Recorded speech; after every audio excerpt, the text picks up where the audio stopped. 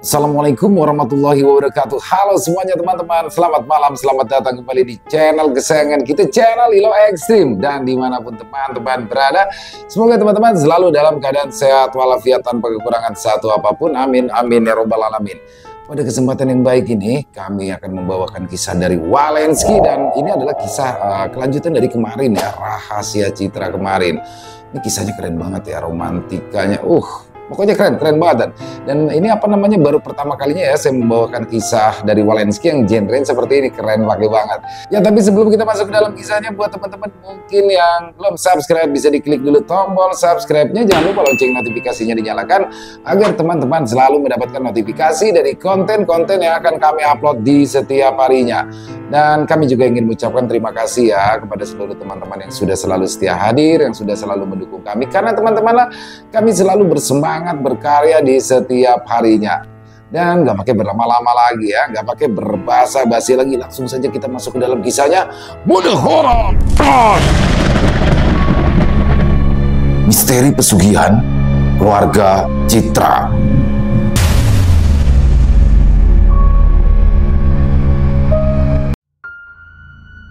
Seminggu setelah kematian Pak Agus, awan duka masih menyelimuti. Pak Cipto tak henti-hentinya menguatkan hati Priyo dan juga ibunya yang terlihat masih terguncang. Yo, almarhum bapakmu itu sudah seperti saudara bagi saya. Dan kamu juga sudah saya anggap anak sendiri. Jadi kalau memang kamu butuh apa-apa, jangan sungkan bilang sama saya ya. Ya Pak, terima kasih. Nah, satu hal lagi. Sebentar lagi kamu itu lulus. Kalau kamu mau lanjut kuliah di sini, kamu tidak perlu khawatir dengan segala biayanya. Saya siap menanggung semuanya. Beneran Pak? Ya, asal kamu janji untuk terus menjaga Citra. Bagi saya, tidak ada orang lain yang bisa saya percaya kecuali kamu. Priyo mengangguk. Ucapan Pak Cipto bagaikan setetes embun. Dalam hatinya yang terasa kering, duka itu memang masih menggelayuti. Tapi kenyataan kalau dia bisa kuliah dan terus berada di dekat Citra sedikit banyak mampu membangkitkan semangat hidupnya yang sempat meredup. Minggu berlalu, bulan pun berganti. Meski kematian Pak Agus menyisakan lubang hati yang menganga, tapi Priyo berusaha menutupinya. Meski dia tahu kalau tak akan pernah bisa menutupinya dengan sempurna. Namun lain halnya dengan Bu Prapti. Dia kini lebih banyak diam. Sesekali dia seperti orang yang linglung. Kehilangan suami secara tiba-tiba ternyata terlalu berat bagi wanita sederhana itu. Kondisi itu tentu membuat Priyo jadi sedih. Sebisa mungkin dia coba terus membesarkan hati ibunya. Dia yakin kalau ibunya kuat, dan dia percaya suatu hari nanti ibunya akan kembali tersenyum seperti sedia kala. Lalu tibalah waktu yang ditunggu-tunggu. Hari itu adalah hari kelulusan. Hari di mana Priyo pulang sembari menegakkan kepala sebagai lulusan terbaik, lalu memperlihatkan ijazahnya pada sang ibu. Demi melihat hal itu, Bu Prapti tersenyum bangga. Jerih payahnya selama ini telah terbayar. Dia memeluk Priyo sambil menatap langit, seolah berharap suaminya bisa ikut merasakan kebahagiaan itu. Priyo larut dalam haru. Setelah sekian lama, akhirnya dia bisa melihat ibunya kembali tersenyum.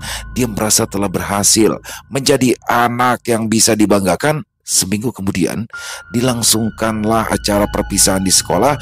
Acara rutin setiap tahun yang akan diisi dengan aneka penampilan dari para siswa dan siswi. Citra juga akan turut ambil bagian dalam acara itu. Dia begitu antusias untuk unjuk kebolehannya menari di atas panggung bersama teman-temannya. Akan tetapi, rasa antusias itu seketika pupus saat Pak Cipto yang baru pulang dari luar kota jadi terkejut dan langsung melarang Citra untuk pergi. Bagaimana tidak? Ini malam bulan purnama. Pokoknya tidak. Pak Cipto tegas melarang di hadapan Citra yang mulai menangis, sementara Priyo yang juga ada di situ hanya diam tanpa berani bicara. Memangnya kenapa sih Pak? Kenapa Citra nggak boleh ikut? Citra memang sengaja nggak kasih tahu Bapak lebih dulu. Tapi itu karena Citra mau kasih kejutan. Ini kan cuma nari. Memangnya apa salahnya? Sejenak Pak Cipto bingung harus menjawab apa. Dia hanya diam sambil melirik Prio yang balas menatap. Ada rasa saling mengerti antara keduanya. Mereka tahu kalau mereka tak bisa mengatakan yang sebenarnya pada Citra. Bapak gak peduli apa alasan kamu. Pokoknya sekali Bapak bilang tidak ya tidak, titik. Ucapan Pak Cipto seketika membuat Citra runtuh. Dia pun langsung lari berhamburan masuk ke dalam kamar sambil menangis sesenggukan. Pak Cipto mengempaskan punggungnya pada sandaran kursi. Sudah lama dia tak bersikap seperti itu. Sebenarnya dia tertega, tapi mau bagaimana lagi? Ya, semua ini terpaksa dia lakukan demi kebaikan putrinya. Tak terbayangkan kalau Citra yang tengah menari itu tiba-tiba kesurupan di atas panggung. Yuk, kamu ngerti kan? Kenapa saya bersikap seperti itu? Tanya Pak Cipto pelan kepada Prio yang sejak tadi hanya diam. Iya Pak, saya ngerti Pak. Pak Cipto menghela nafas, seolah ingin membuang rasa penyesalannya jauh-jauh selama ini. Dia selalu berusaha membuat Citra bahagia, tapi kali ini dia malah membuat putrinya itu menangis. Tapi lebih baik begitu. Lebih baik melihat putrinya menangis ketimbang melihat anak kesayangannya kesurupan lalu jadi tontonan banyak orang. Kemudian terdengar bunyi ponsel Pak Cipto yang berdering. Lelaki itu bangkit lalu mulai bicara sambil mondar-mandir di depan Prio yang masih belum beranjak. Seusai menutup sambungan ponselnya, Pak Cipto kembali duduk dengan raut wajahnya yang nampak cemas. Yo, saya harus pergi. Saya ada urusan mendadak. Tapi saya akan kembali secepatnya. Tolong kamu jaga Citra. Kamu tahu kan ini malam apa? Iya Pak. Prio menjawab singkat. Pak Cipto menepuk-nepuk pundak Prio lalu bergegas pergi. Sepeninggalan Pak Cipto, Prio menghampiri kamar Citra demi memastikan gadis itu baik-baik saja. Citra, kamu udah apa-apa?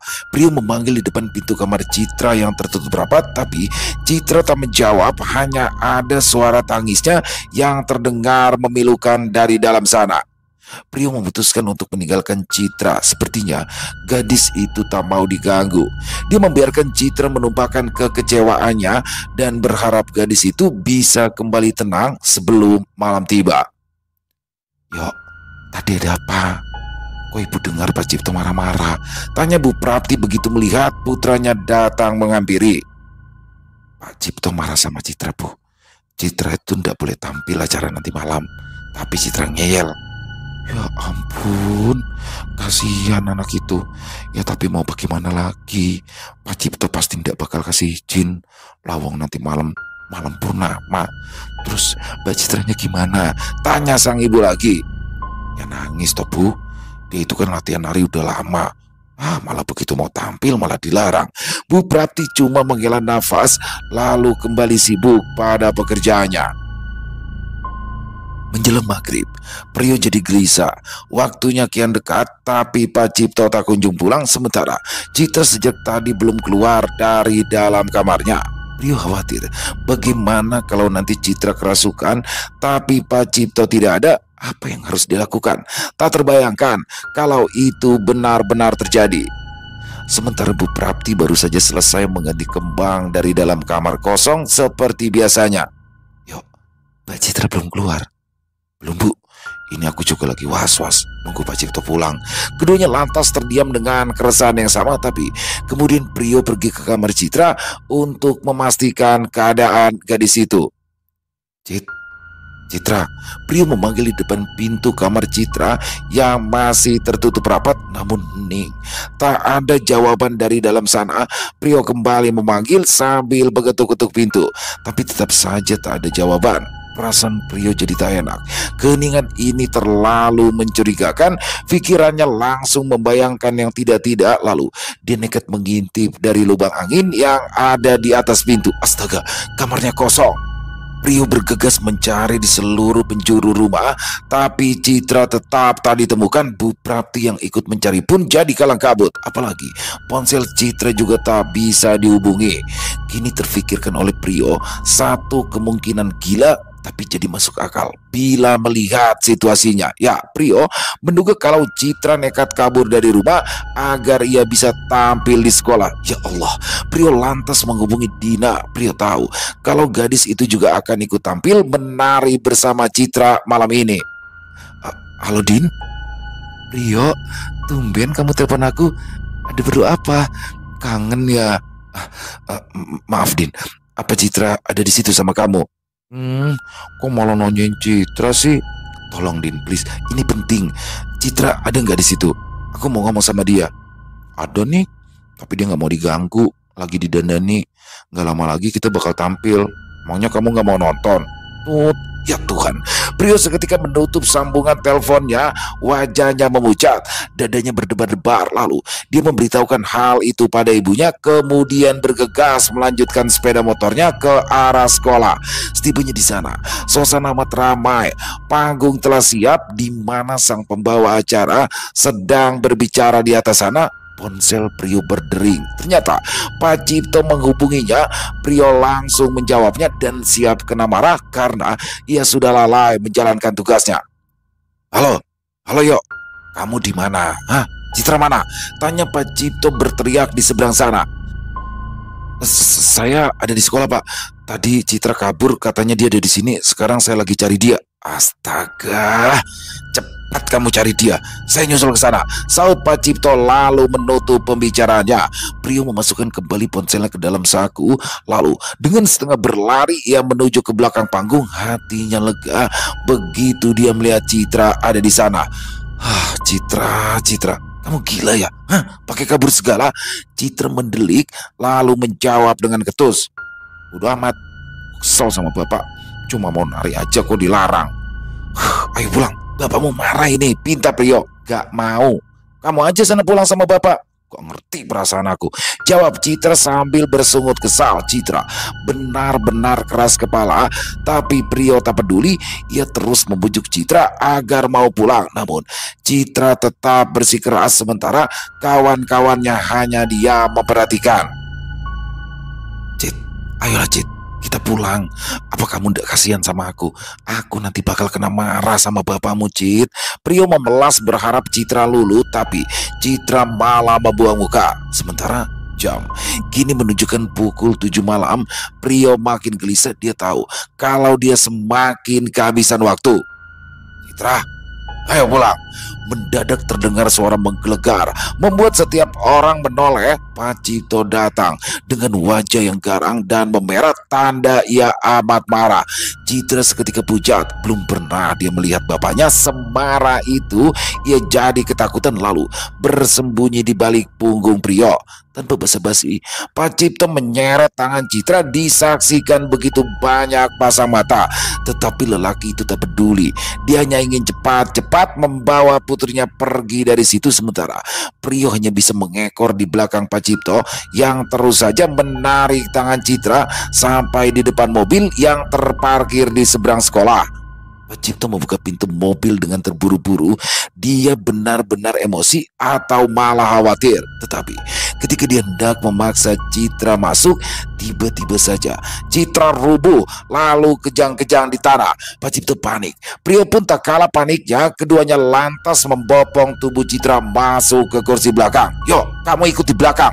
Pak Cipto memberikan perintah.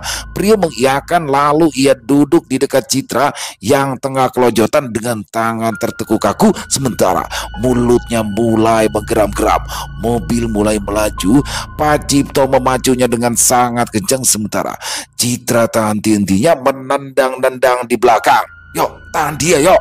Pak Cipto berteriak sambil sesekali menoleh. Dia kesulitan mengemudi karena konsentrasi yang pecah. Sementara Prio di belakangnya sebisa mungkin berusaha meredam gerakan Citra yang semakin liar. Prio langsung memegangi kedua kaki Citra saat gadis itu menendang kaca mobil dengan sangat keras. Tapi Prio malah justru kena cakar kuku jari tangan Citra yang bergerak serampangan. Prio kewalahan. Dia kalah tenaga. Selama ini butuh lebih dari satu orang untuk bisa menjinakkan Citra, tetapi Kini dia hanya sendiri, sementara perjalanan pulang masih panjang. Akhirnya Prio memeluk Citra erat-erat. Dia tak tahu lagi harus bagaimana, tapi begitu dipeluk, gerakan Citra malah redam. Tubuhnya berhenti kejang-kejang, kakinya tak lagi menendang-nendang, lalu diam. Prio bernafas lega, tapi sekaligus heran. Citra kini meringkuk dalam pelukannya. Gadis itu menggeram halus sambil mengusap-usapkan pipinya pada lengan Prio yang tak ubahnya peliharaan jinak yang tengah bermanja-manja pada tuannya. Pecipto melirik dari arah kaca spion tengah. Sorot matanya tajam menyaksikan adegan itu. Entah apa yang ada di dalam pikirannya, dan mobil pun terus melaju kencang. Pacipto duduk termenung, ditatapi pintu kamar Citra yang tertutup rapat. Putri kesayangannya itu kini tertidur. Setelah melalui peristiwa yang sangat menegangkan, untungnya anak itu cepat dibawa pulang, kalau tidak, tak terbayangkan apa jadinya. Lelaki itu kemudian masuk ke dalam kamarnya, lalu mengambil sebuah kunci dari dalam laci, kemudian melangkah menuju kamar kosong, lantas membuka pintunya perlahan-lahan. Pecito diam terpaku di ambang pintu. Dipandanginya seisi kamar, meski tak banyak yang bisa dia lihat. Hanya ada ranjang kayu berukir, wadah berisi kembang dan dupa, serta kursi tua dan cermin yang tergantung pada dinding putih yang kusam. Dia melangkah masuk, menutup pintunya rapat-rapat, lalu menguncinya dari dalam. Dia kembali melayangkan pandangan, menjelajah seisi ruangan seolah tengah mencari sesuatu. Waktunya hampir tiba. Tak lama lagi semuanya akan selesai. Pacipto berbicara entah pada siapa, tapi dari raut wajahnya dia yakin kalau suaranya itu bakal didengar. Mendadak ada angin yang berhembus entah dari mana. Pacipto seketika merinding, lalu terdengar suara berbisik dari sudut ruang yang gelap. Pacipto diam seolah menyimak, wajahnya tegang, namun tak tersirat sedikit pun rasa takut dari pancaran matanya. "Kamu harus menepati janjimu," ucap Pacipto seolah berbicara pada seseorang. Untuk sejenak Pacipto masih tak bergeming, lalu berbalik pergi meninggalkan kamar itu. 2 jam kemudian, Bu Prapti datang dengan membawa secangkir kopi, lalu meletakkannya di depan Pacipto yang kini sudah duduk di kursi teras. "Kopinya, Pak." "Terima kasih, Ti." "Rio mana?" "Ada di belakang, Pak." "Suruh dia kemari." Bu Prapti mengangguk patuh. Wanita itu bergegas mendatangi Prio yang kemudian datang menghadap. "Bapak panggil saya?" Prio bertanya dengan hati was-was. Dia yakin bakal kena marah akibat lalai menjaga Citra. "Duduk." Prio menuruti perintah Pacipto. Lalu ia duduk di hadapan lelaki itu, sementara Pacipto menghirup kopi hitamnya yang masih mengepulkan asap. Pacipto menatap Prio lekat-lekat. Sorot matanya begitu tajam. Prio langsung menundukkan kepala. Dia pasrah. Dia tahu kalau dia sudah melakukan sebuah kesalahan besar. "Kamu sayang sama Citra?" tanya Pacipto tiba-tiba. Prio terkesiap. Dia benar-benar tak siap. Pertanyaan tak terduga itu justru membuat kepalanya makin tertunduk. Dia yang tadinya mengira akan dimarahi, kini malah tak tahu bagaimana menyikapi pertanyaan yang teramat peka itu. "Kenapa diam? Hah? Tolong jawab pertanyaan saya sejujur-jujurnya. Kamu sayang sama Citra?" Pacipto mengulangi pertanyaannya yang membuat Prio makin tertekan. Dada Prio berdegup keras, lidahnya keluh, tenggorokannya tercekat. Dia merasa seperti tengah ditelanjangi tanpa mampu melakukan perlawanan. Bagaimana bisa dia menjawab? Nyalinya tak cukup besar untuk memberikan pengakuan sakral itu di hadapan Pacipto. Bahkan sekedar untuk membuka mulut pun terasa sulit. Andai saja orang lain yang bertanya, mungkin situasinya akan berbeda. Tapi Prio tak bisa membuat Pacipto menunggu terlalu lama. Akhirnya dia mengangguk pelan tanpa berani berucap sepatah kata pun, lalu siap dengan segala resiko yang harus dia tanggung dari pengakuannya itu. Pacipto mengangguk-angguk seolah paham akan sesuatu. "Yo, kamu itu anak yang baik. Makanya selama ini saya tidak ragu meminta kamu untuk menjaga Citra. Jadi saya minta, apapun yang terjadi nanti, kamu harus terus menjaga dia. Sekali lagi, Priyo anggukan kepala meski hatinya heran. Mengapa Pak Cipto berkata seperti itu? Seperti ada kekhawatiran yang tersirat dari kalimatnya tadi. Prang! Sebuah teriakan dan suara benda terbanting membuat Pak Cipto dan Priyo kaget. Keduanya lantas berlari mendatangi sumber suara. Bu, ibu kenapa? Priyo terkejut kalau melihat ibunya meringkuk ketakutan di sudut dapur. Ada setan. Ada setan yo, matanya merah, rambutnya putih. Bu Prapti terbata-bata sembari menunjuk ke arah kamar Citra. Wajahnya pucat, tangannya gemetar. Demi mendengar hal itu, Pak Cipto langsung berlari menuju kamar Citra. Sementara Priyo masih berusaha menenangkan ibunya. Citra, Citra, terdengar suara Pak Cipto berteriak-teriak memanggil-manggil. Priyo tersentak. Firasatnya mengatakan kalau ada yang tidak beres. Dia pun berlari ke arah kamar Citra, lalu mendapati Pak Cipto yang tengah kebingungan di dalam kamar Citra yang nampak kosong. Citra kemana, Pak? Pak Cipto hanya menggeleng. Ia terlihat panik dan cemas. Lelaki itu lantas bergegas ke kamar kosong, sementara Priyo terus mengikutinya. Pak Cipto cepat-cepat membuka pintu kamar itu lalu menyeruak masuk. Sementara Priyo hanya berdiri di ambang pintu dan hanya bisa diam menyaksikan Pak Cipto berteriak-teriak penuh amarah di dalam sana. Mana putriku? Hah? Kamu bawa kemana putriku?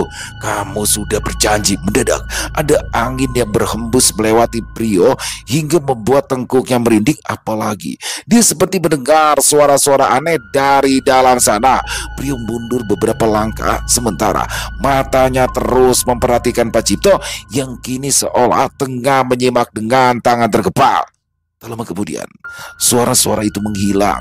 Pak Cipto berbalik badan lalu keluar dari dalam kamar sembari memberi perintah pada Priyo. Ikut saya. Kemana, Pak? Sudah, nanti saya jelaskan.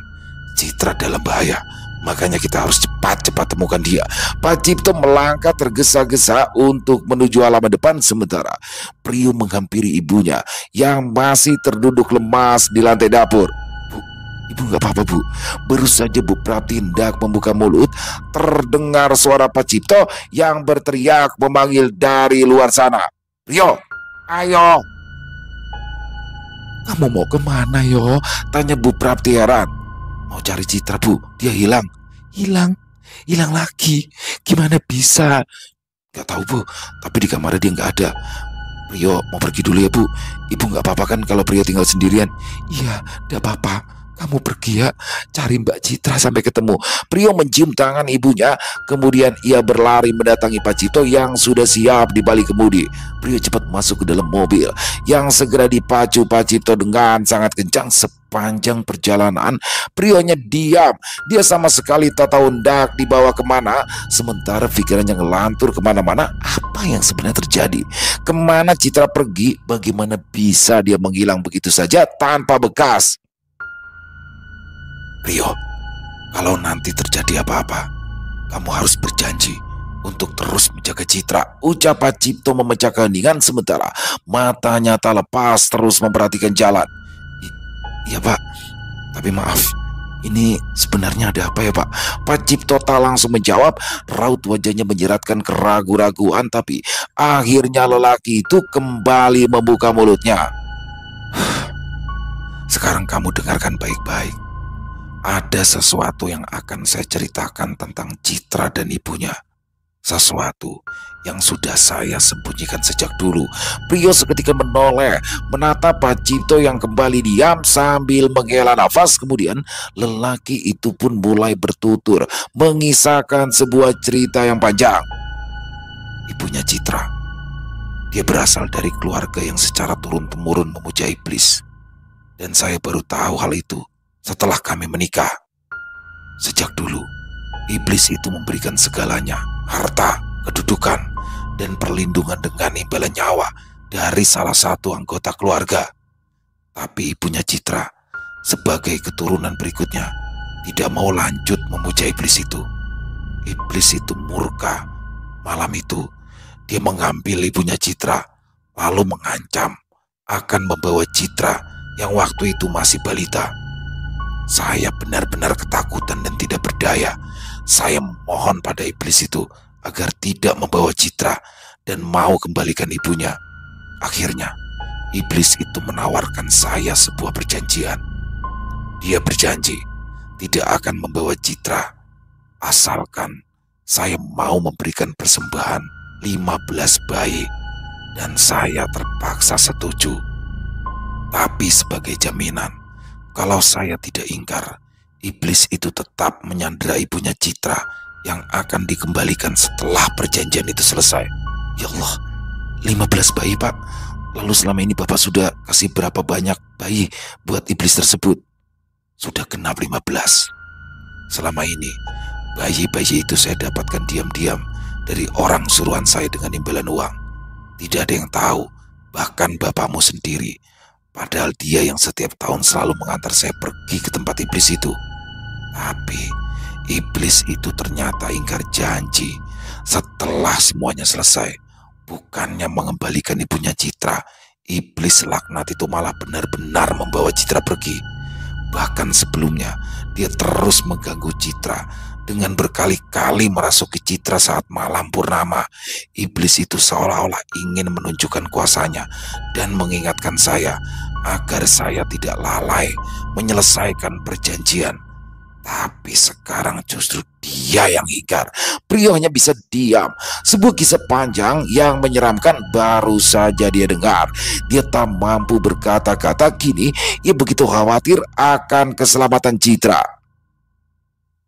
Sementara itu, Pak Cipto terus saja bercerita-cerita bagaimana selama ini batinnya tersiksa menyaksikan begitu banyak bayi yang dibunuh tepat di depan matanya. Juga cerita tentang kamar kosong, kamar yang menjadi saksi bisu ibunya Citra menghilang, kamar yang selalu disediakan kembang dan juga sesaji karena Pak Cipto percaya kalau jiwa istrinya masih berada di kamar itu meski tubuh kasarnya ada dalam kekuasaan sang iblis.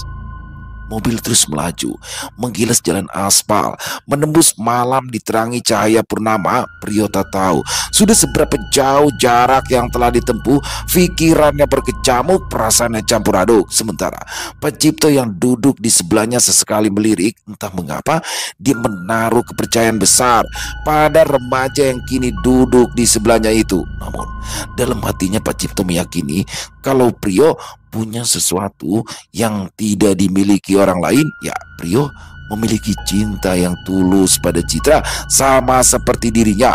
Apalagi saat dia melihat Citra yang tengah kerasukan tiba-tiba menjadi jinak dan terlihat nyaman dalam dekapan Prio. Pak Cipto membelokkan arah mobilnya. Jalan aspal kini telah berganti dengan jalan tanah yang membelah hutan lebat dengan jajaran pohon-pohon besar bak raksasa yang menakutkan. Prio yang sejak tadi duduk bersandar langsung menegakkan punggungnya.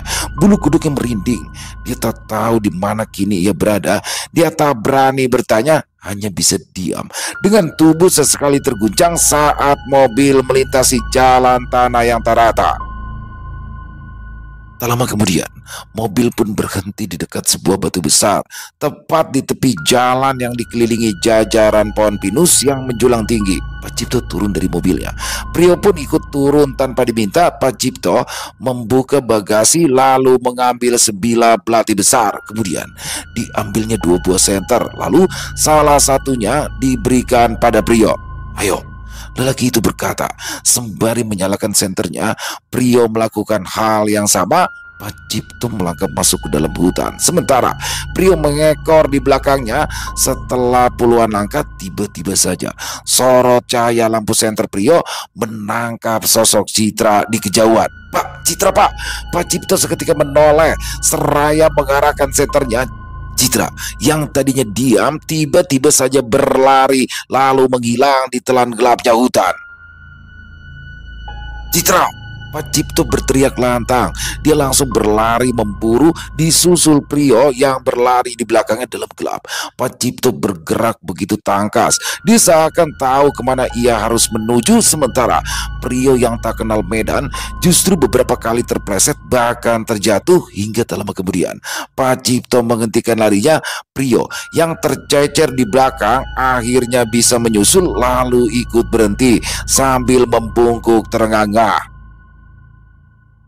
Pak Cipto menatap ke arah rumah kayu tak jauh dari tempatnya berdiri, tapi bukan rumah itu yang jadi fokus pandangannya, melainkan Citra yang dia mematung tepat di depan rumah itu. "Citra!" Prio berteriak girang ketika melihat Citra, tapi dia langsung kaget begitu menyadari kalau ternyata Citra tidak sendiri. Ya, gadis itu tengah berdiri di samping sosok hitam berambut putih panjang dengan mata merah menyala. "Lepaskan dia. Selama ini sudah kuturuti apa maumu. Aku minta kamu tepati janjimu," ujar Pak Cipto. Sang iblis tak bergeming. Ia malah menyeringai, memamerkan taringnya yang menakutkan. Sedangkan Citra, ia masih tetap diam dengan pandangan kosong bagai robot tak bernyawa. Prio tak berani bersuara. Ia benar-benar takut. Andai saja bukan demi Citra, mungkin sejak tadi dia sudah lari terbirit-birit. Pak Cipto menyelipkan belati besarnya di balik pinggang, lalu membentangkan kedua tangannya seolah membuka diri. Bawa aku untuk menggantikan putriku," ucapnya kepada iblis itu. Prio seketika kaget. Dia tidak menyangka kalau Pak Cipto memiliki pikiran seperti itu. Sekarang Prio mengerti mengapa Pak Cipto terus memintanya untuk menjaga Citra. Ternyata lelaki itu telah siap untuk pergi demi putrinya. Sang iblis kembali menyeringai, lalu mengangguk satu kali pertanda ia menerima apa yang Pak Cipto tawarkan. Pak Cipto menarik nafas dalam-dalam, lalu menoleh pada Prio. "Bawa Citra pergi dari sini," ucapnya lirih. Selesai berkata, Pak Cipto mulai melangkah maju, lalu berhenti tepat di depan iblis itu. "Aku siap." Sang iblis menjulurkan tangannya, lalu mencengkram leher Pak Cipto dengan kuku-kuku jarinya yang runcing. Prio bergidik ngeri. Ia merasa bakal terjadi sesuatu yang buruk. Mampus! Tiba-tiba Pak Cipto menghunus belati besarnya, lalu menghujamkannya tepat ke dada iblis itu. Sang iblis menjerit keras, darah membuncah dari dadanya yang tertikam belati. Lalu terjadilah sesuatu yang tak masuk akal. Ya, wujud sang iblis seketika berubah menjadi sosok seorang wanita. Prio terenyak. Dengan bola mata membesar, ia mengenali sosok wanita itu. Ya, wanita dalam lukisan Ibu Sundari. Tubuh Ibu Sundari rubuh, lalu terkapar meregang nyawa. Pak Cipto terkejut, matanya terbelalak, seolah tak percaya dengan apa yang dilihatnya. Sundari, mulut Pak Cipto berucap gagap. Lelaki itu nampak terguncang. Dia bersadar. Dia mengira kalau ia sudah berhasil melukai iblis itu, ternyata malah terperdaya hingga ia menikam istrinya sendiri. Lelaki itu berlutut, lalu mengguncang-guncangkan tubuh istrinya. Dia coba tutupi bekas lukanya itu dengan telapak tangan demi menghentikan pendarahan, tapi percuma. Ibu Sundari sudah tak bernyawa. "Sundari!" Pak Cipto berteriak putus asa. Untuk kesekian kalinya dia telah tertipu. Kini dia menyesal. Ia merasa bodoh karena sudah berpikir mampu menghabisi sosok iblis keji hanya dengan sebilah belati. Pak Cipto menengadah, nanar, menatap langit dengan mata berkaca-kaca. Lalu tiba-tiba saja dia menyayat lehernya sendiri. Srap! Pak Cipto kelojotan dengan darah mengalir dari luka menganga di lehernya. Prio seketika memalingkan wajah. Ia tak sanggup melihat peristiwa ini, terlalu berat untuk disaksikan oleh remaja seusianya. Tubuh Pak Cipto kemudian diam tak bergerak, terkapar bersimbah darah persis di samping jasad Bu Sundari. Sementara Citra yang sejak tadi diam kini tersenyum lalu berpaling pada Prio. "Kamu berikutnya." Citra menunjuk Prio sambil berbicara dengan suara yang aneh seperti suara banyak orang yang berucap bersamaan. Prio tersurut mundur, lalu berlari berhamburan. Ia tahu gadis itu bukan Citra lagi. Dia memang telah berjanji untuk menjaga Citra, tapi baginya Citra kini sudah tak mungkin bisa ia lindungi. Bagaimana mungkin ia bisa melawan iblis? Dia hanyalah seorang pemuda tangguh yang tak mengerti apa-apa. Meskipun dia rela mengorbankan nyawanya demi Citra, tapi dia tahu hal itu akan sia-sia. Prio terus berlari tak tentu arah, menembus kegelapan hutan dengan hati ketakutan. Tapi kemanapun dia berlari, suara itu selalu terdengar seolah mengikuti. Kamu berikutnya, kamu berikutnya. Prio makin ketakutan. Dia coba berlari lebih kencang. Meski kakinya terasa berat, dia merasa nyawanya kini tengah terancam. Tapi dia mau selamat. Dia tak mau mati di tempat ini. Entah sudah berapa lama Prio berlari, tapi sang hutan seolah tak memberikan jalan keluar. Kakinya ngilu, tubuhnya letih, hingga sebuah akar melintang membuat Prio tersandung, lalu jatuh tersungkur mencium tanah. Prio ingin segera bangkit, tapi tak bisa. Tenaganya habis tak bersisa. Kini dia hanya bisa terkapar terengah-engah, dadanya naik turun dengan ritme tak beraturan. Tenggorokannya kering, pandangannya mengabur menatap langit yang gelap. Dia pasrah, dia menyerah. Kini wajah ibunya terbayang-bayang di pelupuk matanya. Ibu, tolong aku, Bu. Lalu gelap. Prio tersadar saat sinar matahari menyentuh wajahnya. Perlahan-lahan dia membuka mata, namun kembali memicing karena silau. Bunyi burung berkicauan terdengar dari segala arah. Pelan-pelan Prio bangkit, lalu duduk bersimpu di atas tanah. Sekujur tubuhnya terasa layu. Sejenak dia memandangi kakinya yang perih dan berdarah. Dia alihkan pandangan menjelajah sekitarnya. Lalu dia sadar kalau dia masih ada di dalam hutan. Susah payah Prio berdiri, lalu berjalan tertati-tati. Dia sama sekali tak tahu harus kemana. Jajaran pohon yang rapat membuatnya kesulitan menentukan arah. Namun matanya berbinar ketika melihat jalan tanah dengan banyak jejak roda. Semangatnya muncul kembali. Dia merasa punya harapan untuk bisa keluar dari tempat ini. Dia mengikuti jalan itu hingga akhirnya melihat seorang lelaki yang sedang mengendarai motor di kejauhan menuju ke arahnya. Prio melambaikan tangan hingga motor itu berhenti. Sang lelaki pengendara nampak terkejut melihat tampang Prio yang berantakan. Ya Allah, kamu kenapa, Dek? Tolong saya, Pak. Tolong saya. Prio lalu jatuh terduduk. Sang lelaki bergegas turun dari motornya, kemudian membantu Prio berdiri lalu memapanya. Kamu masih kuat pegangan? Tanya lelaki itu yang kini telah siap di atas motornya. Sementara Prio yang membonceng di belakangnya hanya bisa mengangguk lemah. 2 tahun kemudian. Yo, besok kamu jadi nginep di rumah teman kamu. Bu Prapti bertanya pada Prio yang tengah duduk di hadapan buku-bukunya. Jadi Bu, kan mau ngerjain tugas. Memangnya kenapa, Bu? Ya enggak apa-apa, cuma tanya aja. Ya wes, Ibu mau antar kue ke tempat Mbak Lisa dulu. Mau Prio antar, Bu? Nggak usah, kamu kan lagi belajar. Prio mengangguk. Bu Prapti melangkah keluar rumah sambil bersenandung, sementara tangannya menenteng keranjang berisikan kue jajanan pasar.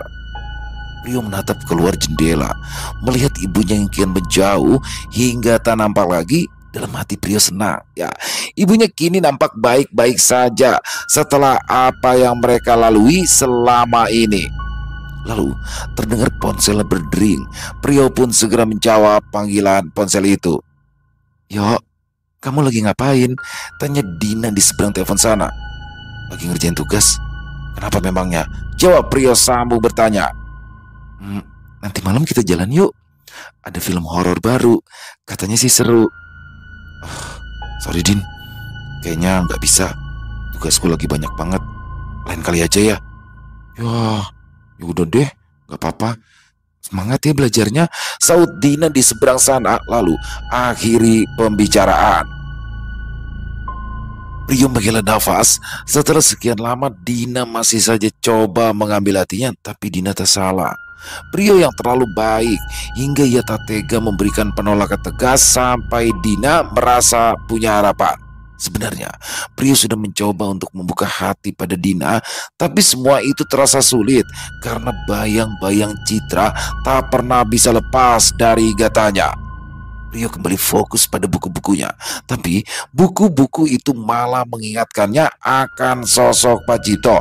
Hatinya selalu terenyuh setiap kali terkenang segala kebaikan lelaki itu. Bagaimana tidak?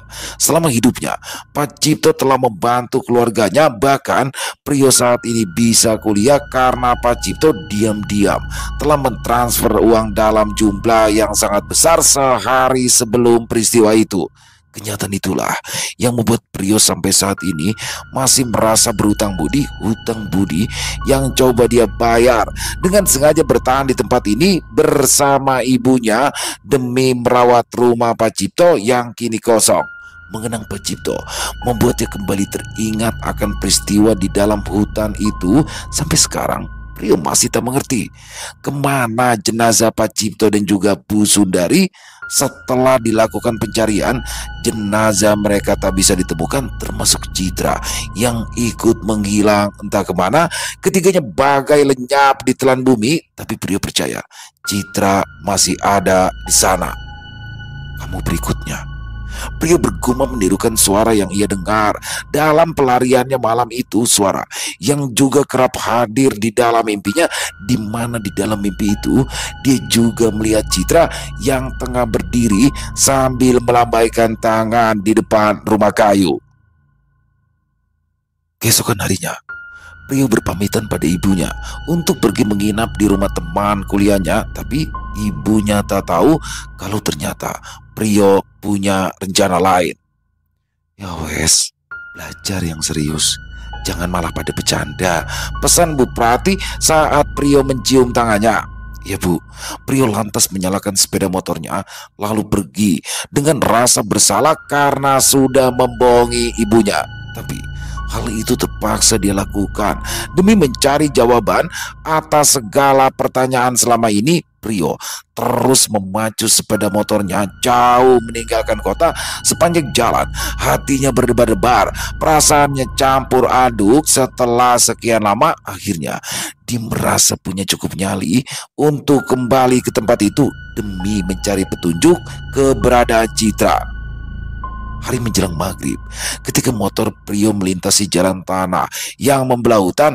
Sepanjang jalan dia coba mengingat-ingat dan meyakini kalau dia tak salah arah. Wajah Prio langsung sumringah saat dia melihat jajaran pohon-pohon pinus yang menjulang. Hingga akhirnya dia menepi begitu melihat sesuatu yang sangat dia kenali. Prio turun dari sepeda motornya. Sejenak ia pandangi batu besar itu. Setelah sekian lama, tempat itu tak banyak berubah. Rasanya seperti baru kemarin dia berada di tempat ini. Matanya kini tertuju pada satu titik di mana malam itu dia mengawali langkahnya masuk ke dalam hutan bersama Pak Cipto. Meski kini ditumbuhi semak belukar, tapi semua itu tak mampu mengaburkan ingatannya. Prio melangkah masuk, melewati sela-sela jajaran pohon. Hari yang makin gelap membuatnya harus menyalakan seter. Dia terus berjalan dengan hati-hati. Rasa takut yang sempat hinggap tak mampu lunakkan tekadnya yang sudah membajak. Tapi setelah sekian lama berjalan, Prio tak juga menemukan apa yang dia cari. Ingatannya ternyata tak cukup kuat untuk menuntun arah langkahnya. Tapi Prio tak mau menyerah. Dia sudah bersusah payah untuk sampai ke tempat ini. Tak ada lagi alasan untuk mundur. Prio menyorotkan senternya kian kemari. Hawa dingin yang mulai datang sama sekali tak diraukannya. Hingga akhirnya sorot senternya menangkap sesuatu di kejauhan. Prio mempercepat langkahnya setengah berlari. Entah mengapa kini dia jadi antusias sampai akhirnya dia berhenti lalu berdiri sambil menatap-natap rumah itu. Prio bergumam sambil memandang ke arah bangunan kayu kusam yang ada di depannya. Dadanya berdebar-debar, bulu kuduknya berdiri. Setelah sekian lama, kini dia telah sampai pada tempat penuh kenangan buruk itu. Prio melangkah hati-hati masuk ke dalam rumah kayu yang kini hampir rubuh. Senternya menyorot. Setiap sudut yang nampak kotor dipenuhi akar menjalar dan daun-daun kering. Tapi di dalam rumah itu, Prio tak menemukan apa-apa. Dia kecewa. Lalu dia memutuskan untuk mencari di tempat lain. Namun ketika dia sampai di ambang pintu, betapa dia terperangah kalau melihat seseorang yang sedang berdiri di luar sana. Citra, Prio berucap lirih. Sosok yang selama ini ia rindukan kini ada di depan matanya. Tanpa sadar, Prio melangkah mendekat. Jantungnya berdegup keras, darahnya berdesir kencang. Matanya tak berkedip menatap Citra, seolah tak ingin kehilangan lagi. Citra, Prio coba memanggil.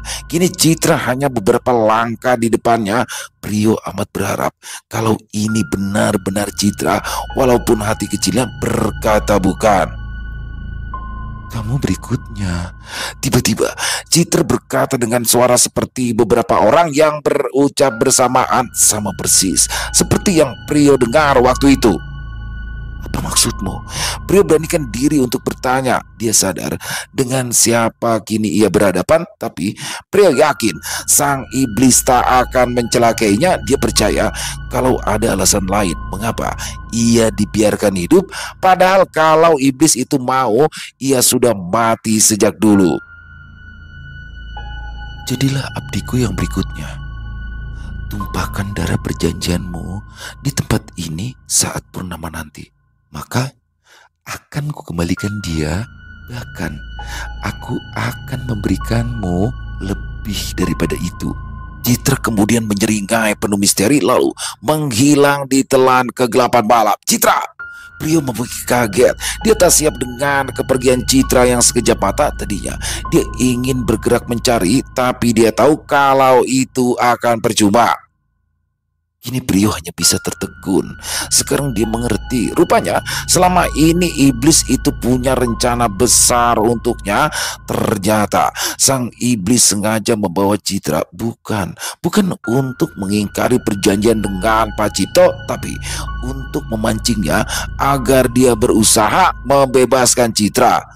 Iblis itu ternyata tahu kalau dia sayang kepada Citra. Iblis itu tahu kalau Prio rela melakukan apapun demi gadis itu, apapun. Prio akhirnya memilih untuk pergi, meninggalkan tempat itu. Tak ada lagi yang bisa dia lakukan sepanjang langkahnya menembus gelap. Terjadi perang sengit antara iman dan cinta dalam batinnya. Apakah dia akan memenuhi permintaan iblis itu? Tapi itu artinya dia akan berkhianat pada Tuhan dengan mengabdi pada sang iblis. Tapi kalau dia menolak, maka dia akan kehilangan Citra untuk kedua kalinya, bahkan mungkin untuk selamanya. Beberapa minggu kemudian, malam kian larut. Bulan purnama bersinar dengan cahaya kemasan. Prio memacu motornya menggilas jalan tanah yang tak rata. Setelah malam ini, hari-harinya tak akan pernah lagi sama. Ya, sebuah keputusan besar telah dia buat. Dia akan membawa Citra pulang malam ini. Akan dia tumpahkan darah perjanjian itu untuk sang iblis, lalu siap menjadi abdinya yang baru. Ini jelas sebuah keputusan yang nekat, terdengar gila dan bodoh bagi kebanyakan orang, tapi bagi Prio semua itu akan menjadi benar bila itu tentang Citra. Cintanya pada Citra bagaikan gunung es yang tak pernah cair. Kehilangan Citra selama ini membuat jiwanya terasa kosong.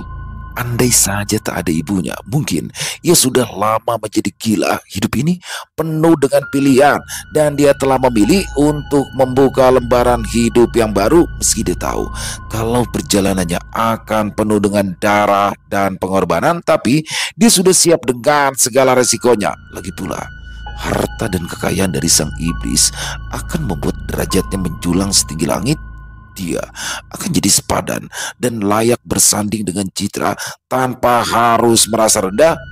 Begitu lama dia hidup sebagai hamba, begitu lama ia tundukkan kepala, mungkin tiba saatnya dia menjadi raja dan hidup bersanding dengan Citra sebagai permaisurinya. 。 . 。 . 。 . 。 . 。 . . . 。 . 。 . 。 . 。 . 。 . 。 . 。 . 。 . 。 . 。 . 。 。 . 。 。 . 。 。 . 。 。 . 。 。 . 。 。 . 。 . 。 . 。 .